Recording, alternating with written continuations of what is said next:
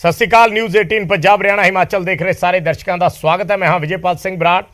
पंजाब कांग्रेस का जिक्र करते हैं। सब तो पहला पंजाब कांग्रेस की कमान नवे कप्तान ने सांभ लई है। चंडीगढ़ च कांग्रेस भवन च राजा वड़िंग ने अज ओहदा संभालिया, पर इस विचाले जो कुछ सामने आया उसने साबित कर दिता है कि कांग्रेस का कप्तान भावें बदल गया पर तस्वीर नहीं बदली। हजे भी अंदरूनी खाना जंगी जारी है। पंजाब कांग्रेस के तमाम लीडर तो राजा वड़िंग के ओहदा संभाल समागम च शामिल हुए, पर पीपीसीसी के दो साबका प्रधानों ने दूरी बना के रखी। नवजोत सिंह सिद्धू कांग्रेस भवन पहुंचे तो जरूर, पर समागम च शामिल नहीं हुए।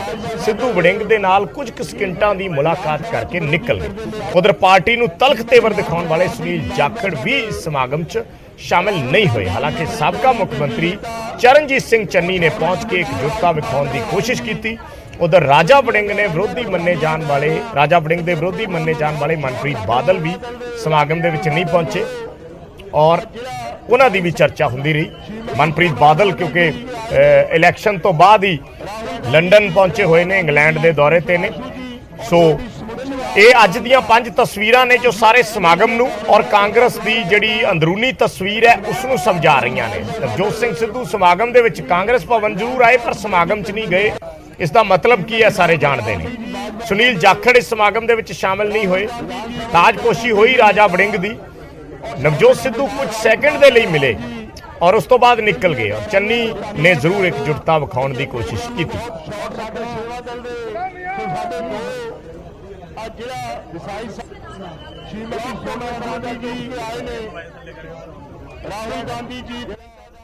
ते प्रधानगी संभालदियां ही राजा वड़िंग ने कांग्रेसियां नूं अज अनुशासन का पाठ पढ़ाया ते 3D का फार्मूला दिता। उधर सिद्धू बोले कि अनुशासन सब दे लई होवे, ना कि किसी एक खेमे दे लई।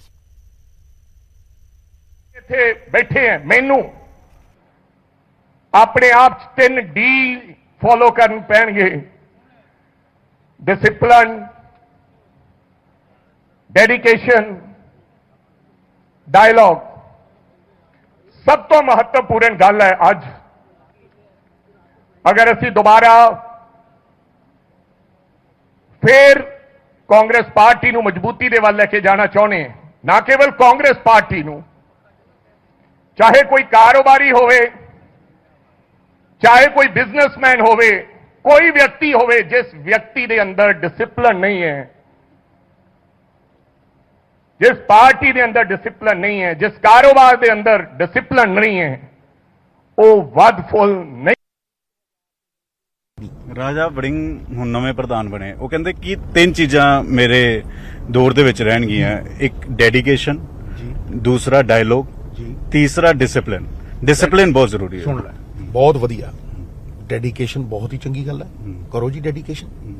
डेडिकेशन अपने ਲਈ, अपने बिजनेस ਲਈ करनी है, ਇਹਦਾ ਡੀਮਾਰਕੇਟ करो है। दूजी गल की है, संवाद बिल्कुल होना चाहिए। संवाद ਜਦੋਂ ਟੁੱਟਦਾ है, संपर्क ਜਦੋਂ ਟੁੱਟਦਾ है ਤੇ ਫਿਰ ਭਾਈ संपर्क ਟੁੱਟਣ ਦੇ ਨਾਲ ਸੰਦੇਹ ਪੈਦਾ ਹੁੰਦਾ ਹੈ। ਬਹੁਤ ਸਹੀ ਗੱਲ ਹੈ, ਪਰ ਡਿਸਪਲਿਨ ਕਿਸੇ ਇੱਕ ਗਰੁੱਪ ਲਈ ਨਹੀਂ ਹੋਣਾ ਚਾਹੀਦਾ।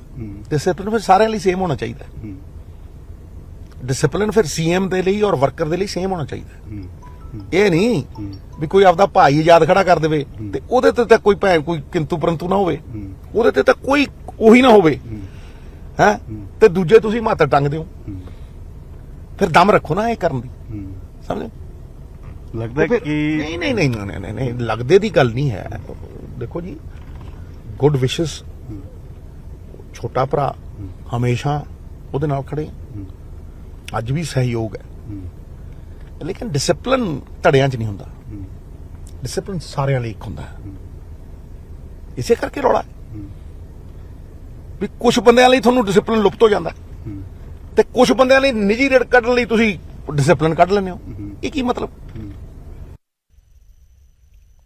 ਤੇ ਨਵਜੋਤ ਸਿੱਧੂ ਨੇ ਰਾਜਾ ਵੜਿੰਗ ਨੂੰ ਨੌਜਵਾਨ ਤੇ ਜੋਸ਼ੀਲਾ ਚਿਹਰਾ ਤਾਂ ਦੱਸਿਆ, ਪਰ ਨਾਲ ਹੀ ਸਿੱਧੂ ਨੇ ਇੱਕ ਵਾਰ ਫਿਰ ਕਾਂਗਰਸੀਆਂ ਤੇ ਸਵਾਲ ਚੱਕ ਦਿੱਤੇ। ਸਿੱਧੂ ਨੇ ਕਿਹਾ ਕਿ ਪਿਛਲੀ ਸਰਕਾਰ ਦੇ ਮੁੱਖ ਮੰਤਰੀ ਮਾਫੀਆ 'ਚ ਸ਼ਾਮਿਲ ਰਹੇ, ਇਸੇ ਕਰਕੇ ਪਾਰਟੀ ਨੂੰ ਹਾਰ ਦਾ ਮੂੰਹ ਦੇਖਣਾ ਪਿਆ। ਉਮਰ ਦਾ ਕੋਈ ਤਕਾਜ਼ਾ ਨਹੀਂ, ਇੱਕ ਪਦਵੀ ਹੈ ਜਿਹਦੀ ਇੱਜ਼ਤ ਹੈ ਔਰ ਸਭ ਨੂੰ ਉਸ ਕੁਰਸੀ ਦੇ ਥੱਲੇ ਰਹਿ ਕੇ ਕੰਮ ਕਰਨਾ ਪਊਗਾ। ਲੇਕਿਨ ਵਿਅਕਤੀਗਤ ਤੌਰ ਦੇ ਉੱਤੇ ਮੇਰਾ ਇਹ ਵਿਚਾਰ ਹੈ ਕਿ ਕਾਂਗਰਸ ਨੂੰ ਰੀਇਨਵੈਂਟ ਕਰਨਾ ਪਊਗਾ। ਰਾਜੇ ਦੀ ਜਿਹੜੀ ਸਰਪ੍ਰਸਤੀ ਹੈ ਇੱਕ ਯੁਵਾ ਊਰਜਾ ਦਾ ਪ੍ਰਤੀਕ। ਕਾਂਗਰਸ ਅਗਰ ਐਨਾਲਾਈਜ਼ ਕਰੂਗੀ, ਔਰ ਮੈਂ ਪਹਿਲਾਂ ਬਿਲਕੁਲ ਨਹੀਂ ਬੋਲਿਆ, ਹਰ ਬੰਦੇ ਨੂੰ ਅਧਿਕਾਰ ਹੈ ਬੋਲਣ ਦਾ, ਲੇਕਿਨ ਅੱਜ ਮੈਂ ਡੰਕੇ ਦੀ ਝੋਟ ਤੇ ਕਹਿਣਾ, ਅਗਰ ਕਾਂਗਰਸ ਹਾਰੀ ਤੇ 5 ਸਾਲ ਦੇ ਮਾਫੀਆ ਰਾਜ ਕਰਕੇ ਹਾਰੀ। ਉਸ ਮਾਫੀਏ ਦੇ ਖਿਲਾਫ ਮੈਂ ਲੜਦਾ ਰਿਹਾ। ਉਹ ਮਾਫੀਏ ਦੇ ਖਿਲਾਫ ਲੜਾਈ ਕਿਸੇ ਨਿੱਜੀ ਬੰਦੇ ਨਾਲ ਨਹੀਂ ਸੀ, ਉਹ ਇੱਕ ਸਿਸਟਮ ਸੀ, ਉਹ ਚੰਦ ਬੰਦਿਆਂ ਦੀ ਤਿਜਾਰਤ ਸੀ, ਚੰਦ ਬੰਦਿਆਂ ਦਾ ਧੰਦਾ ਸੀ ਜਿਹੜਾ ਸਟੇਟ ਨੂੰ ਦੀਮਕ ਵਾਂਗ ਖਾ ਰਿਹਾ ਸੀ।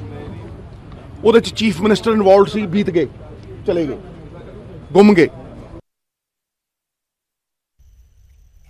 ਤੇ ਨਵਜੋਤ ਸਿੱਧੂ ਦੇ ਇਸ ਬਿਆਨ ਤੇ ਪੀਪੀਸੀਸੀ ਇੰਚਾਰਜ ਹਰੀਸ਼ ਚੌਧਰੀ ਦਾ ਗੁੱਸਾ ਭੜਕ ਗਿਆ। ਹਰੀਸ਼ ਚੌਧਰੀ ਨੇ ਕਿਹਾ ਕਿ ਇਸ ਬਿਆਨਬਾਜ਼ੀ ਨੇ ਹੀ ਕਾਂਗਰਸ ਨੂੰ ਸੱਤਾ ਤੋਂ ਬਾਹਰ ਰੱਖਿਆ ਹੈ।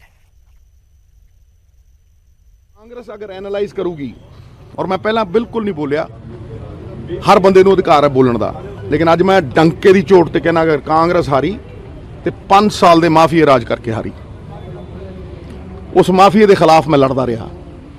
ਉਹ ਮਾਫੀਏ ਦੇ ਖਿਲਾਫ ਲੜਾਈ ਕਿਸੇ ਨਿੱਜੀ ਬੰਦੇ ਨਾਲ ਨਹੀਂ ਸੀ, ਉਹ ਇੱਕ ਸਿਸਟਮ ਸੀ, ਉਹ ਚੰਦ ਬੰਦਿਆਂ ਦੀ ਤਿਜਾਰਤ ਸੀ, ਚੰਦ ਬੰਦਿਆਂ ਦਾ ਧੰਦਾ ਸੀ ਜਿਹੜਾ ਸਟੇਟ ਨੂੰ ਦੀਮਕ ਵਾਂਗ ਖਾ ਰਿਹਾ ਸੀ। ਉਹਦੇ ਚ ਚੀਫ ਮਿਨਿਸਟਰ ਇਨਵੋਲਵਡ ਸੀ, ਬੀਤ ਗਏ, ਚਲੇ गए। नवजोत सिद्धू आके बाहर कोई भी व्यक्ति पार्टी से बड़ा नहीं है, किसी भी पृष्ठभूमि का क्यों नहीं हो। पार्टी के खिलाफ बोल के गए हैं, कहते कोई हैं गुंडाराज चल रहा था और दोनों जो सीएम हैं वो उनको उस गुंडाराज के अंदर शामिल थे, जिसकी वजह से पार्टी कोई भी व्यक्ति पार्टी से बड़ा नहीं है। इस तरह की बातें कर कर ही उन्होंने आम आदमी पार्टी को पंजाब की कमान संभालने का अवसर दिया है।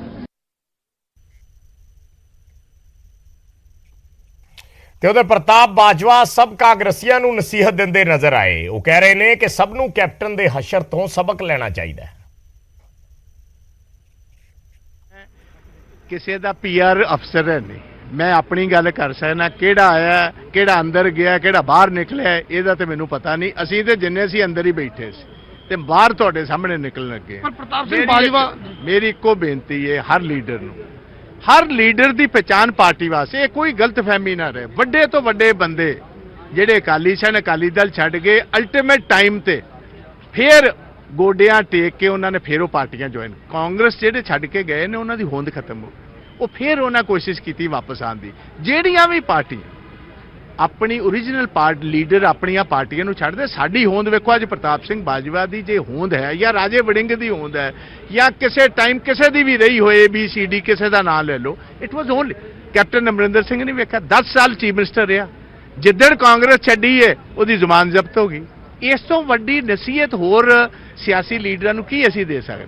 ਤੁਸੀਂ ਅਮਰਿੰਦਰ ਸਿੰਘ ਜਾਖੜ ਨੂੰ ਜਾਂ ਨਵਜੋਤ ਸਿੱਧੂ ਨੂੰ ਕੀ ਕਹਿਣਾ ਚਾਹੋਗੇ? ਮੈਂ ਕਿਸੇ ਨੂੰ ਸਲਾਹ ਦੇ ਦਿਓ। ਮੈਂ ਕੋਈ ਸਲਾਹ ਕਿਸੇ ਨੂੰ ਨਹੀਂ ਦੇਣੀ, ਨਾ ਤੇ ਮੈਂ ਏਜੰਸੀ ਖੋਲੀ ਸਲਾਹ ਦੇਣ ਵਾਲੀ। ਸਿਆਣੇ ਬੰਦੇ ਨੇ ਸਾਰੇ, ਮੈਚੁਰ ਬੰਦੇ। ਮੇਰੀ ਤੇ ਇੱਕੋ ਸਲਾਹ ਹੈ ਕਿ ਅਮਰਿੰਦਰ ਸਿੰਘ ਨੂੰ ਵੱਡੇ ਕੱਦ ਦਾ ਜੇ ਤੱਕ ਕੈਪਟਨ ਨੂੰ ਇਹਨਾਂ 'ਚ ਕੋਈ ਬੰਦਾ ਹੈ ਨਹੀਂ। ਤੇ ਜੇ ਕੈਪਟਨ ਅਮਰਿੰਦਰ ਸਿੰਘ ਦੀ ਜੋ ਪੋਜੀਸ਼ਨ ਹੋਈ ਹੈ ਕਾਂਗਰਸ ਛੱਡ ਕੇ, ਸਾਰਿਆਂ ਦੀ ਸਿਮਿਲਰ ਹੋਣੀ।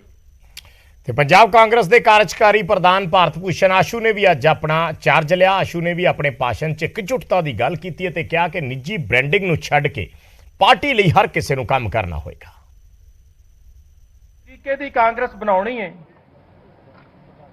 ਜਿਹਦੇ 'ਚ ਕੋਈ ਵਿਅਕਤੀਗਤ ਬ੍ਰਾਂਡਿੰਗ ਨਾ ਹੋਵੇ, ਸਿਰਫ ਕਾਂਗਰਸ ਦਾ ਝੰਡਾ ਬੁਲੰਦ ਹੋਵੇ। ਇਹੋ ਜੀ ਕਾਂਗਰਸ ਬਣਾਉਣੀ ਹੈ ਜਿਹਦੇ 'ਚ ਵਰਕਰ ਨੂੰ ਲੀਡਰਸ਼ਿਪ ਦੇ ਕੋਲ ਨਾ ਪਹੁੰਚਣਾ ਪਵੇ, ਲੀਡਰਸ਼ਿਪ ਵਰਕਰ ਦੇ ਕੋਲ ਪਹੁੰਚੇ। ਇਹੋ ਜਿਹੀਆਂ ਨੀਤੀਆਂ ਘੜਨੀਆਂ ਜਿਹਦੇ ਵਿੱਚ ਬਕਾਇਦਾ ਵਰਕਰ ਦੀ ਔਰ ਆਮ ਲੋਕਾਂ ਦੀ ਸੋਚ ਹੋਵੇ। ਇੱਥੋਂ ਦੀ ਕੋਈ ਪ੍ਰੋਗਰਾਮ ਜਿਹੜੇ ਵੀ ਅਨਾਉਂਸ ਕੀਤੇ ਜਾਣਗੇ ਉਹਦੇ 'ਚ ਤੁਹਾਡੀ ਸਾਰਿਆਂ ਦੀ ਰਾਏ ਦੀ ਸ਼ਮੂਲੀਅਤ ਹੋਏਗੀ। ਜ਼ਰੂਰਤ ਹੈ ਸਾਰੇ ਸੀਨੀਅਰ ਸਹਿਬਾਨਾਂ ਦੇ ਆਸ਼ੀਰਵਾਦ ਦੀ ਤੇ ਉਹਨਾਂ ਦੇ ਗਾਈਡੈਂਸ ਦੀ। ਜ਼ਰੂਰਤ ਹੈ ਤੁਹਾਡੇ ਸਾਰਿਆਂ ਦੇ ਸਾਥ ਦੀ। ਤੁਹਾਨੂੰ ਯਕੀਨ ਦਿਲਵਾਉਂਦੇ ਆ ਪ੍ਰਧਾਨ ਸਾਹਿਬ ਦੀ ਰਹਿਨੁਮਾਈ 'ਚ ਅਸੀਂ ਪੂਰੀ ਤਨਦੇਹੀ ਨਾਲ ਮਿਹਨਤ ਕਰਾਂਗੇ। ਤੁਹਾਡੇ ਨਾਲ ਰਲ ਕੇ ਵਾਪਸ ਕਾਂਗਰਸ ਪਾਰਟੀ ਨੂੰ ਉਹਨਾਂ ਹੀ ਉਚਾਈਆਂ ਤੇ ਲੈ ਕੇ ਜਾਵਾਂਗੇ ਜਿੱਥੇ ਕਾਂਗਰਸ ਪਾਰਟੀ ਰਹੀ ਹੈ ਤੇ ਜਿਹਦੀ ਉਹ ਹੱਕਦਾਰ ਹੈ। ਤੇ ਕਾਂਗਰਸ ਦੀ ਖਾਨਾ ਜੰਗੀ ਤੇ ਆਮ ਆਦਮੀ ਪਾਰਟੀ ਨੇ ਵੀ ਅੱਜ ਤੰਜ ਕੱਸਿਆ ਹੈ ਤੇ ਉਹਨਾਂ ਨੇ ਰਾਜਾ ਵੜਿੰਗ ਨੂੰ ਆਪਣੇ ਫਾਰਮੂਲੇ 'ਚ ਇੱਕ ਹੋਰ ਡੀ ਜੋੜਨ ਦੀ ਨਸੀਹਤ ਦਿੱਤੀ ਹੈ ਜਾਂ ਸਲਾਹ ਦਿੱਤੀ ਹੈ ਤੇ ਉਹ ਡੀ ਹੈ ਡਿਵਾਈਡਡ। ਅਮਰਿੰਦਰ ਸਿੰਘ ਰਾਜਾ ਵੜਿੰਗ ਜੀ ਨੇ ਇੱਕ ਫਾਰਮੂਲਾ ਜਿਹੜਾ ਕਾਂਗਰਸ ਦੇ ਵਰਕਰਾਂ ਨੂੰ ਦੱਸਿਆ ਹੈ ਕਿ 3D ਦੇ ਹਿਸਾਬ ਨਾਲ ਕਾਂਗਰਸ ਪਾਰਟੀ ਆਉਣ ਵਾਲੇ ਟਾਈਮ 'ਚ ਚੱਲੂਗੀ, ਲੇਕਿਨ ਇੱਕ ਡੀ ਉਹਦੇ 'ਚੋਂ ਮਿਸ ਕਰ ਗਈ। ਕਾਂਗਰਸ ਦਾ ਡਿਵਾਈਡਿੰਗ ਹਾਊਸ ਜਿਹੜਾ ਉਹ ਡੀ ਮਿਸ ਕਰ ਗਈ। ਹਿੰਦੁਸਤਾਨ ਦੀ ਸਭ ਤੋਂ ਪੁਰਾਣੀ ਪਾਰਟੀ ਜਿਨੇ ਕਈ ਸਾਲਾਂ ਤੱਕ ਇਸ ਦੇਸ਼ ਤੇ ਔਰ ਦੇਸ਼ ਦੇ ਵੱਖ-ਵੱਖ ਸੂਬਿਆਂ 'ਚ ਰਾਜ ਕੀਤਾ, ਅੱਜ ਆਲਮੋਸਟ ਪਤਨ ਦੇ ਕਗਾਰ ਤੇ ਹੈ।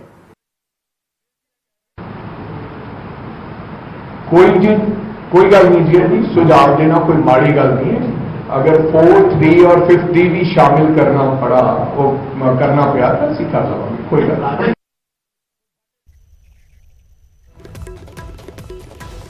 ਤਾਂ ਕਾਂਗਰਸ ਪਾਰਟੀ ਦਾ ਜ਼ਿਕਰ ਹੋ ਰਿਹਾ ਅੱਜ ਕਿਉਂਕਿ ਕਾਂਗਰਸ ਪਾਰਟੀ ਨੂੰ ਨਵਾਂ ਪ੍ਰਧਾਨ ਮਿਲਿਆ, ਨਵੇਂ ਪ੍ਰਧਾਨ ਨੇ ਅਹੁਦਾ ਸੰਭਾਲਿਆ। ਗੱਲਾਂ ਜਿਹੜੀਆਂ ਨੇ ਉਹ ਵੀ ਕਾਫੀ ਵਰਕਰਾਂ ਨੂੰ ਸੇਧ ਦੇਣ ਵਾਲੀਆਂ ਕੀਤੀਆਂ ਗਈਆਂ ਨੇ। 3D ਫਾਰਮੂਲੇ ਦਾ ਜ਼ਿਕਰ ਹੋਇਆ, ਖਾਨਾ ਜੰਗੀ ਦਾ ਜ਼ਿਕਰ ਹੋਇਆ, ਇਕਜੁੱਟ ਹੋ ਕੇ ਚੱਲਣ ਦੀ ਗੱਲ ਹੋਈ ਹੈ।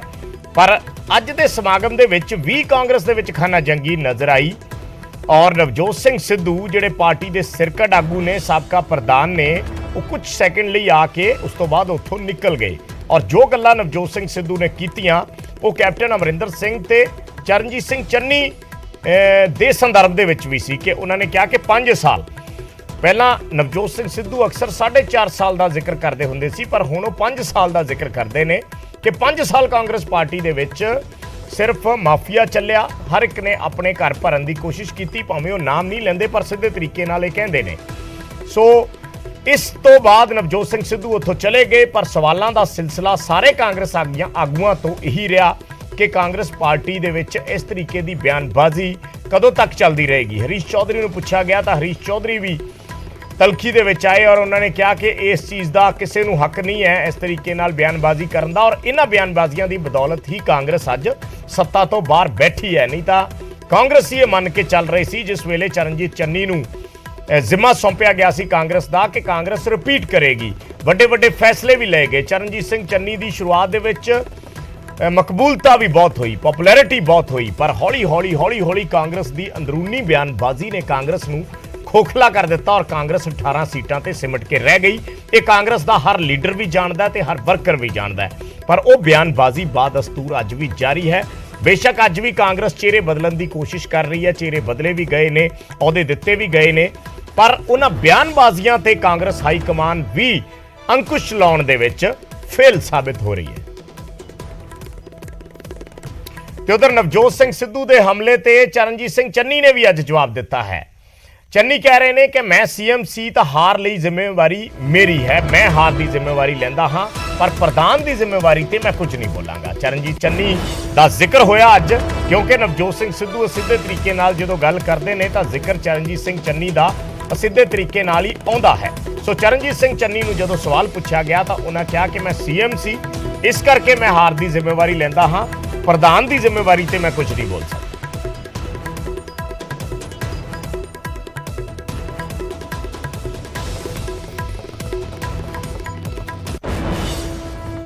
ਇਹ ਕਲੀਅਰ ਕਰ ਦਿੰਨਾ ਕਿ ਜਦੋਂ ਮੈਂ ਮੁੱਖ ਮੰਤਰੀ ਸੀ ਆਖਿਰ ਦੇ ਵਿੱਚ ਮੈਨੂੰ ਸਿਹਰਾ ਬੰਨਿਆ ਗਿਆ ਕਿ ਮੈਂ ਅਗਲਾ ਉਮੀਦਵਾਰ ਹਾਂ, ਹਾਰ ਹੋਈ ਹੈ, ਇਸ ਕਰਕੇ ਉਹਦੀ ਜ਼ਿੰਮੇਵਾਰੀ ਵੀ ਮੇਰੀ ਹੈ। ਇਸ ਕਰਕੇ ਜੇ ਸਿੱਧੂ ਸਾਹਿਬ ਕਹਿ ਕੇ ਗਏ ਹੈ ਕਿ ਮੈਂ ਜ਼ਿੰਮੇਵਾਰ ਹਾਂ ਤਾਂ ਮੈਂ ਤਾਂ ਆਪ ਹੀ ਕਹਿਣਾ ਕਿ ਮੈਂ ਜ਼ਿੰਮੇਵਾਰ ਹਾਂ। ਬਾਕੀ ਪ੍ਰਧਾਨ ਦੀਆਂ ਔਰ ਹੋਰਾਂ ਦੀਆਂ ਕਿਆ ਜ਼ਿੰਮੇਵਾਰੀਆਂ ਉਹਦੇ ਬਾਰੇ ਮੈਂ ਗੱਲ ਨਹੀਂ ਕਰਦਾ। ਦੇਖੋ ਰਾਜਾ ਵੜਿੰਗ ਜੀ ਇਹਨਾਂ ਨੇ ਦਿੱਲੀ ਦੇ ਵਿੱਚ ਜਾ ਕੇ ਪੂਰੇ ਹਿੰਦੁਸਤਾਨ ਦੀ ਯੂਥ ਕਾਂਗਰਸ ਨੂੰ ਚਲਾਇਆ ਔਰ ਬਹੁਤ ਅੱਛਾ ਚਲਾਇਆ। ਅੱਜ ਇਹਨਾਂ ਨੂੰ ਪੰਜਾਬ ਦੇ ਵਿੱਚ ਮੌਕਾ ਮਿਲਿਆ ਹੈ, ਮੈਨੂੰ ਪੂਰੀ ਆਸ ਹੈ ਕਿ ਇਹ ਬਹੁਤ ਅੱਗੇ ਲੈ ਕੇ ਜਾਣਗੇ ਪਾਰਟੀ ਨੂੰ। ਤਾਂ ਸਿੱਧੂ ਕਾਫੀ ਚੀਜ਼ਾਂ ਨਵਜੋਤ ਸਿੰਘ ਸਿੱਧੂ ਨੇ ਬੋਲੀਆਂ ਔਰ ਉਸ ਤੋਂ ਬਾਅਦ ਚਰਨਜੀਤ ਸਿੰਘ ਚੰਨੀ ਨੇ ਬੋਲੀਆਂ। ਚਰਨਜੀਤ ਸਿੰਘ ਚੰਨੀ ਵੀ ਕਹਿ ਗਏ ਨੇ ਕਿ ਮੈਂ ਪ੍ਰਧਾਨਗੀ ਬਾਰੇ ਕੁਝ ਨਹੀਂ ਬੋਲਦਾ, ਪ੍ਰਧਾਨ ਦੀ ਕੀ ਜ਼ਿੰਮੇਵਾਰੀ ਹੈ ਮੈਂ ਉਸ ਬਾਰੇ ਕੁਝ ਨਹੀਂ ਬੋਲਦਾ। ਪਰ ਨਾ ਕਹਿ ਕੇ ਵੀ ਚਰਨਜੀਤ ਸਿੰਘ ਚੰਨੀ ਕਾਫੀ ਗੱਲਾਂ ਕਹਿ ਗਏ ਨੇ, ਐਡਰੈਸ ਕਰ ਗਏ ਨੇ। ਉਹਨਾਂ ਨੇ ਰਾਜਾ ਵੜਿੰਗ ਬਾਰੇ ਕਿਹਾ ਕਿ ਰਾਜਾ ਵੜਿੰਗ ਨੂੰ ਜਿਹੜੀ ਜ਼ਿੰਮੇਵਾਰੀ ਦਿੱਤੀ ਗਈ ਹੈ ਮੈਨੂੰ ਉਮੀਦ ਹੈ ਕਿ ਉਹ ਪੂਰੀ ਤਨਦੇਹੀ ਦੇ ਨਾਲ ਨਿਭਾਉਣਗੇ।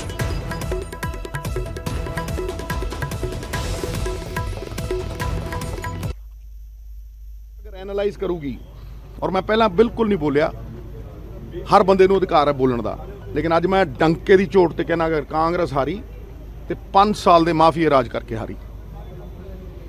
ਉਸ ਮਾਫੀਏ ਦੇ ਖਿਲਾਫ ਮੈਂ ਲੜਦਾ ਰਿਹਾ।